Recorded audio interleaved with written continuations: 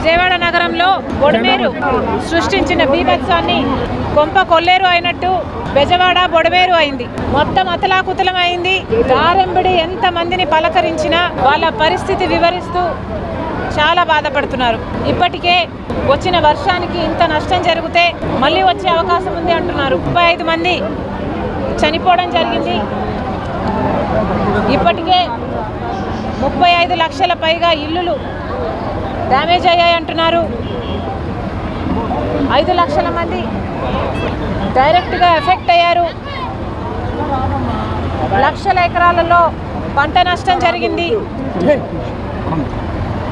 ఇంత నష్టం జరిగినా, ఇంత ఘోర విపత్తు వచ్చినా మన మీదికి, ఆంధ్ర రాష్ట్రం మీదికి, అది కూడా మన రాజధాని ఉన్న ఈ ప్రాంతంలో ఇంత ఘోర విపత్తు వచ్చినా కూడా కేంద్రంలో ఉన్న మోడీ గారు, ప్రధానమంత్రి గారు మాత్రం ఇంతవరకు నోరు కూడా విప్పలేదు.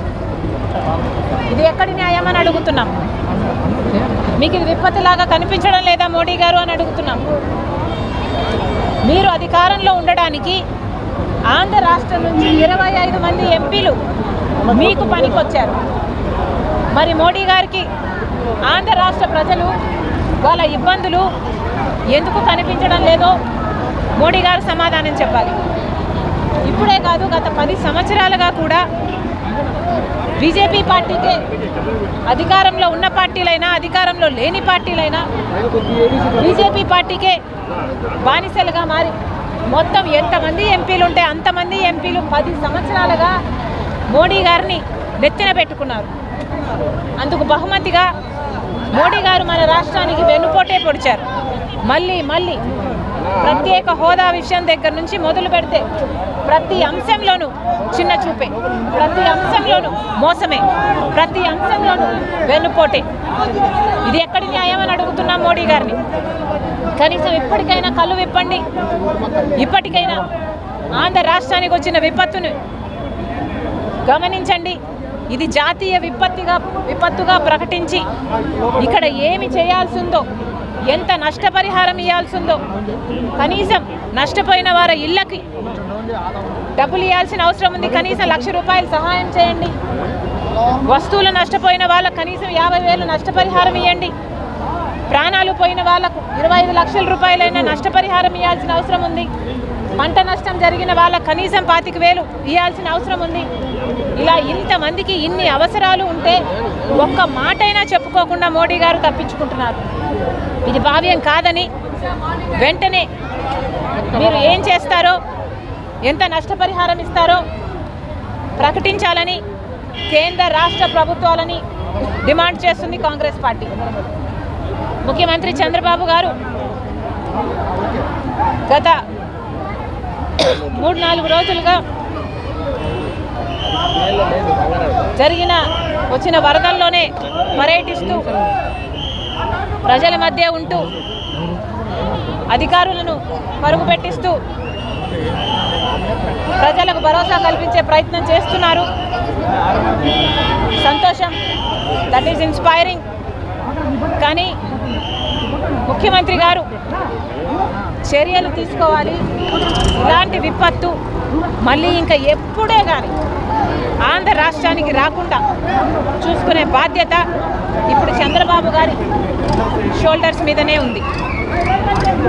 రాజశేఖర రెడ్డి గారు ముఖ్యమంత్రిగా ఉన్న కాలంలో కూడా ఇలాంటి విపత్తే వస్తే అప్పుడు కూడా బొడమేరు కారణంగానే విజయవాడ మొత్తం మునిగిపోతే అప్పుడు రాజశేఖర రెడ్డి గారు రావటం జరిగింది, పర్యటన చేయడం జరిగింది, ఇక్కడ స్థితిగతులను గమనించడం జరిగింది.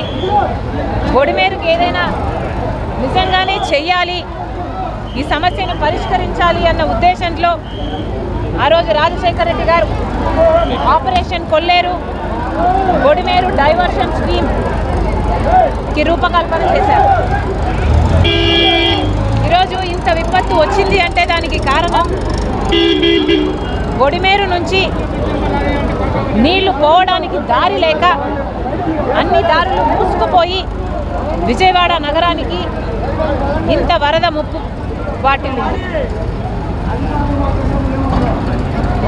పెద్ద నదికే కాదు, ఒక చిన్న నది అయినా, ఒక చిన్న వాగు అయినా, ఒక చిన్న కెనాల్ అయినా దాని న్యాచురల్ ఫ్లోను అడ్డుకుంటే ఎంత ప్రమాదం జరగగలగదో ఈరోజు మనకు clear example the sorrow of Vijayawada, Budameru చేసిన డిజాస్టర్. అందుకే రాజశేఖర్ రెడ్డి గారు బొడిమేరు నుంచి పైనుంచి వచ్చే నీళ్లు, ఖమ్మం వైపు నుంచి వచ్చే నీళ్లు బొడిమేరుకు వచ్చి, బొడిమేరు నుంచి కొల్లేరు నుంచి సముద్రానికి పోవాల్సి ఉంది. ఈ నీళ్ళన్నీ ఇక్కడ ఆగిపోవడంతోనే ఈ విపత్తు వచ్చింది అని ఆపరేషన్ కొల్లేరు ఆ రోజు రాజశేఖర్ రెడ్డి గారు టేకప్ చేసి కొల్లేరు ప్రాంతంలో ఎన్ని ఎన్క్రోచ్మెంట్స్ ఉన్నాయో అవన్నీ తొలగిస్తే తప్ప దీనికో పరిష్కారం ఉండదు అని రాజశేఖర్ రెడ్డి గారు భావించారు. దాంట్లో భాగంగానే ఆపరేషన్ కొల్లేరులో భాగంగానే ఎన్నో వేల ఎకరాలలో రాజశేఖర్ రెడ్డి గారు సక్సెస్ఫుల్గా ఆ రోజు కొల్లేరును క్లియర్ చేయగలిగారు. అంతేకాకుండా బొడిమేరు డైవర్షన్ స్కీమ్ కింద పోలవరం రైట్ కెనాల్కు కొన్ని నీళ్లు పంపించడం అయితేనేమి, లేకపోతే బొడిమేర మళ్ళీ కృష్ణాలో కలపటానికి కావాల్సిన అసలు సిటీలోకి రాకుండానే డైవర్ట్ చేయడానికి రాజశేఖర్ రెడ్డి గారు ప్రయత్నిస్తే ఆ రోజు థర్మల్ ప్లాంట్ టెక్నికల్ రీజన్స్ వల్ల అది వీలు కాలేదు. చంద్రబాబు గారికి చెప్తున్నాం, మళ్ళీ ఇలాంటి విపత్తు రాకుండా ఉండాలి అంటే మీరు చేయాల్సింది చాలా ఉంది. ఈ గత 10 సంవత్సరాలుగా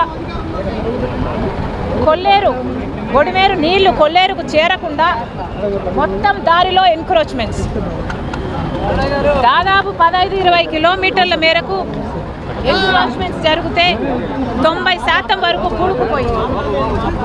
బొడిమేరుకు పోవడానికి వీలు లేకుండా ఈరోజు అంత భయంకరంగా ఎన్క్రోచ్మెంట్స్ జరిగాయి. దీన్ని క్లియర్ చేయాల్సిన బాధ్యత చంద్రబాబు గారికి ఉంది. ఎట్లయితే తెలంగాణలో హైడ్రా రేవంత్ అన్న గారు చేస్తున్నారో అలా ఒక టాస్క్ ఫోర్స్, ర్యాపిడ్ టాస్క్ ఫోర్స్ని ఏర్పాటు చేసైనా సరే ఈ ఎన్క్రోచ్మెంట్స్ అన్నిటినీ క్లియర్ చేయకపోతే ఈ బొడిమేరు డిజాస్టర్ మళ్ళీ రిపీట్ అయ్యే ప్రమాదం ఉంది. కాబట్టి చంద్రబాబు గారు కొల్లేరు ప్రాంతంలో క్లియర్ చేయడమే, కొల్లేరును సరస్సును క్లియర్ చేయడమే కాదు, దారిలో ఉన్న బొడిమేరుకు కొల్లేరుకు మధ్య దారి పొడవునా క్లియర్ చేయాల్సిన అవసరం ఉంది. లేకపోతే మళ్ళీ ఇది రిపీట్ అవుతుంది. కొల్లేరు బ్లాక్ అయితే కొల్లేరు ప్రాంతంలో కూడా ఇది రిపీట్ అవుతుంది. కొల్లేరు నుంచి వచ్చేది సముద్రానికి పోయే దారిలో కూడా ఎంకరేజ్మెంట్స్ ఉన్నాయి, అవి కూడా క్లియర్ చేయాల్సిన అవసరం ఉంది. ఎందుకంటే ఈ ప్రమాదం ఎక్కడైనా వాటిల్లొచ్చు. కాబట్టి చంద్రబాబు గారు ఏం చేసైనా సరే మళ్ళీ ఈ ప్రమాదం రాకుండా చూసుకోవాల్సిన బాధ్యత ముఖ్యమంత్రి గారికి ఉంది. 10 సంవత్సరాలుగా, అంతకుముందు చంద్రబాబు గారు 5 సంవత్సరాలు ఉన్నారు, తర్వాత జగన్మోహన్ రెడ్డి గారు 5 సంవత్సరాలు ఉన్నారు. ఏ ఒక్కరూ కూడా బొడిమేరును కాపాడుకోవాలి, బొడిమేరుని రిటైనింగ్ వాల్స్ కట్టుకోవాలి, బొడిమేరుకు డైవర్ట్ చేయాలి, లేకపోతే ఎన్క్రోచ్మెంట్స్ని క్లియర్ చేయాలి అన్న ఆలోచన ఎవరూ చేయలేదు. కాబట్టే ఈరోజు ఇంత విపత్తును చూస్తున్నాం. కాంగ్రెస్ పార్టీ డిమాండ్ చేస్తుంది. చంద్రబాబు గారు చాలా ఇన్స్పైరింగ్గా ఇప్పుడు పనిచేస్తున్నారు, సంతోషం. కానీ ఈ విపత్తు ఒక 3-4 రోజులకు మాత్రమే మర్చిపోకుండా దీన్ని టేకప్ చేసి బొడిమేరుని ఎలా కట్టడి చేయాలి, బొడిమేరు ఫ్రీ ఫ్లోని ఎలా అలౌ చేయాలి, ఎలా పాసిబుల్ చేయాలి అని చంద్రబాబు గారు ఆలోచన చేసి ఇది చేయాలని కాంగ్రెస్ పార్టీ డిమాండ్ చేస్తుంది. హుదూద్ తుఫానుకు సంబంధించి గతంలో అనౌన్స్ చేసినటువంటి 500 కోట్లు 400 కోట్లు అనౌన్స్ చేశారు, అంత ఇవ్వలేదు నరేంద్ర మోడీ. ఈసారి మరి ఎట్లుంటుంది అనుకుంటున్నారు మీరు? అసలు మోడీ గారి దృష్టికి వచ్చిందో లేదో అన్న అనుమానం కూడా కలుగుతుంది. కూటమి ప్రభుత్వం ఇక్కడ అధికారంలో ఉంది. ప్రజలు కూటమి ప్రభుత్వానికి అధికారం ఇచ్చారు.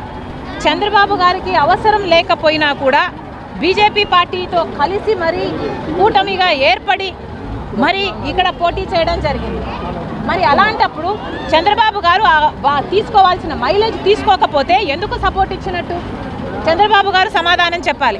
25 మంది ఎంపీలు మొత్తం అందరూ ఆంధ్ర రాష్ట్రం నుంచి అందరూ లోక్సభకే కాదు రాజ్యసభ ఎంపీలు కూడా మొత్తం అందరూ బీజేపీకే సపోర్ట్ ఇస్తున్నారు కదా. మరి అలాంటప్పుడు బీజేపీ పార్టీ స్పందించకపోతే, ఇలాంటప్పుడైనా స్పందించకపోతే అమరావతికి డబ్బులు తీసుకొస్తున్నామంటున్నారు, తీసుకొచ్చి ఎక్కడ పోస్తున్నట్టు? ఈ వరదలో పోస్తున్నట్ట? దేనికి పోస్తున్నట్టు? ఒక బ్లూ ప్రింట్ ఉండాలి, ఒక ప్లాన్ ఉండాలి. ఉన్నది కాపాడుకునే ప్రయత్నం చేయాలి. చంద్రబాబు గారు ఆలోచన చేసుకోవాలి. మీరు మద్దతు ఇస్తున్నదే మనం ఏదైనా పొందుకోవడానికి. అలాంటి బీజేపీ పార్టీ కనీసం స్పందించకపోతే మోడీ గారు కనీసం ఇటువైపు అసలు ఈయనకు దృష్టిలో ఉందా లేదా అన్న అనుమానం కూడా కలిగిస్తుంటే ఇక కాంపెన్సేషన్ ఏమిస్తారు? బీజేపీ పార్టీని మళ్ళీ డిమాండ్ చేస్తుంది కాంగ్రెస్ పార్టీ, వెంటనే ప్రకటించండి. మీరు అధికారంలో ఉన్నారు, యూనియన్ గవర్నమెంట్ మీది. మన రాష్ట్రానికి ఇంత విపత్తు వస్తే ఏం చేస్తారు? ఎవరికి ఎంత కాంపెన్సేషన్ ఇస్తారు? ఇల్లులు కోల్పోయిన వారు ఉన్నారు, ప్రాణాలను కోల్పోయిన వారు ఉన్నారు, ఆస్తిని కోల్పోయిన వారు ఉన్నారు, పంటలు కోల్పోయిన వారు ఉన్నారు. కాంపెన్సేషన్ ఇవ్వాలని బీజేపీ పార్టీని కాంగ్రెస్ పార్టీ డిమాండ్ చేస్తున్నారు. మంత్రులు కొంతమంది రాలేదు. పవన్ కళ్యాణ్ నేను రావాల్సిన అవసరం లేదు, నేను వస్తే కనుక ఈ చర్యలకు ఇబ్బంది కలుగుతుంది, అందుకే నేను రాలేదంటున్నారు కొంతమంది. వాళ్ళ విజ్ఞతకే వదిలేస్తున్నాము. కానీ ఎవరు రాగలిగినా రాలేకపోయినా అందరూ సహాయ చర్యలు చేపట్టాలి.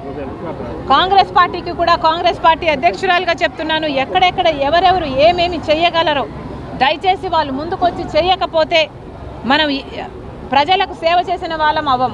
కాబట్టి దయచేసి ఎవరికి చేతనైనంత వాళ్ళు చేయాలని కాంగ్రెస్ పార్టీ పిలుపునిస్తుంది.